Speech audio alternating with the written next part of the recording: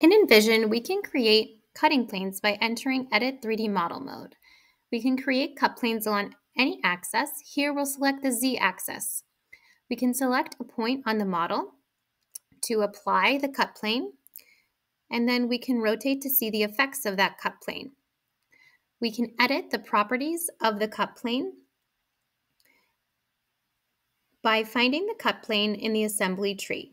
We can toggle the visibility on and off. We can also toggle the cut on and off. Here we'll leave the cut on and the visibility off.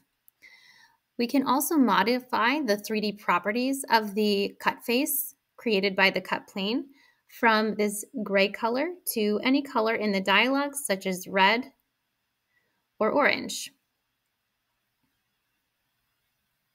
We can see the effects of this cut plane along the 3D model. We'll save the 3D view and take a look at what the EV dock looks like in consumption mode by checking it into the viewer. Here we see that the cut plane is rendered on the 3D model, and we can rotate the 3D model around with that cut plane applied. We can also go to full screen mode on the 3D view, expose the assembly tree, and we'll see that the components show up in the assembly tree, but the cut plane does not.